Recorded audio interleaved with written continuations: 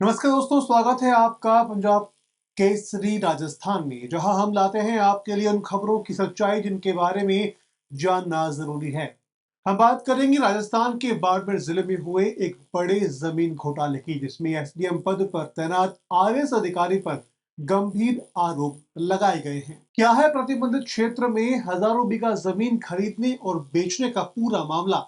क्या सच में कानून और प्रशासन का दुरुपयोग हुआ है? चलिए जानते हैं पूरी कहानी।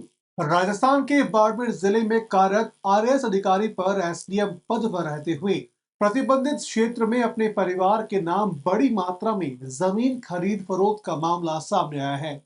आरएएस अधिकारी ने यह जमीन अपनी मां, भाई और पिता के नाम कौड़ियों के भाव खरीदी और सोलर कंपनियों को महंगे दामों में बेच दी। जहां यह पूरा खेल हुआ वो बाड़मेर का रामसर और गर्रा रोड इलाका है, जहां बाहरी व्यक्ति को जमीन खरीदना तो दूर प्रदेश तक परिचित है। इन्हें अनुज्ञा जारी करने के मामले में इस एसडीएम की भूमिका संदिग्ध है। ये आरएएस अधिकारी अनिल जैन है, जो वर्तमान में रामसर एसडीएम के पद पर काम कर रहा है। साथ ही गर्रा रोड उपखंड अधिकारी या फिर अतिरिक्त चार्ज भी इसी के पास में है। आरएएस अधिकारी अनिल जैन को 10 माह बाड़मेर जिले के रामसर उपखंड क्षेत्र में एसडीएम पद पर लगाया गया था। इसके बाद मार्च में गर्रा रोड एसडीएम का अतिरिक्त चार्ज भी अनिल जैन को दिया गया था। इसके बाद रामसर और गर्रा रोड प्रतिबंधित क्षेत्र के अंदर एसडीएम अनिल जैन ने अपने परिवार के नाम करीब 2350 बीघा जमीन 10 से 40,000 रुपए प्रति बीघा के भाव खरीदी और सोलर कंपनी को 1 लाख रुपए से ज्यादा महंगी दामों में बेच दी। बाड़मेर जिले के रामसर और गटारोड क्षेत्र प्रतिबंधित क्षेत्र में जहां बाहरी व्यक्तियों का प्रवेश तक वर्जित है, वहां एसडीएम अनिल जैन ने अपने परिवार के नाम 2350 बीघा जमीन कौड़ियों के भाव खरीद ली। लेकिन कहानी यहीं खत्म नहीं होती। ये जमीन सोलर कंपनियों को लाखों रुपए प्रति बीघा की दर से बेची गई। कथित तौर पर यह जमीन विवादित थी और फैसले एसडीएम के पक्ष में करवाए गए। सीलिंग एक्ट के तहत एक व्यक्ति 437 बीघा से ज्यादा जमीन नहीं खरीद सकता, मगर यहाँ 2400 बीघा तक खरीदी गई।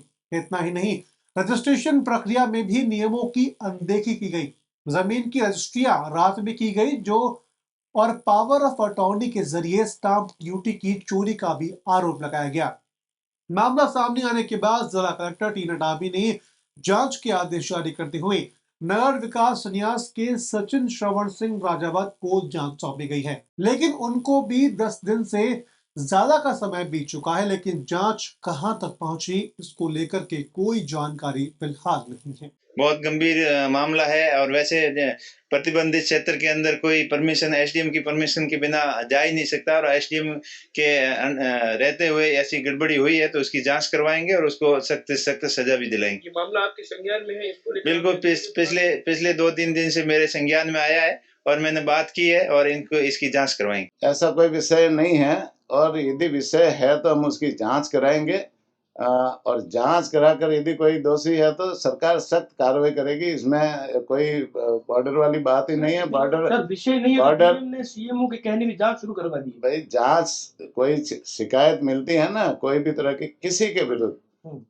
विरुद्ध शिकायत मिलेगी तो उसकी प्रॉपर तरीके से जांच होगी, और जांच में जो रिजल्ट आएगा उसके आधार पर सरकार तत्काल कार्रवाई करेगी और लंबित नहीं करेगी। आपको नहीं लगता कि जो अधिकारी सीट पे बैठा है वो इस जांच को प्रभावित करेगा? और सरकार ऐसे क्या दबाव में है कि उस अधिकारी को अभी तक हटाया नहीं गया है, जिसकी इतनी गंभीर शिकायतें सामने आ रही है? हर मामले की देखो जांच होती है, और जांच होने के बाद में ही उसके ऊपर एक्शन होता है।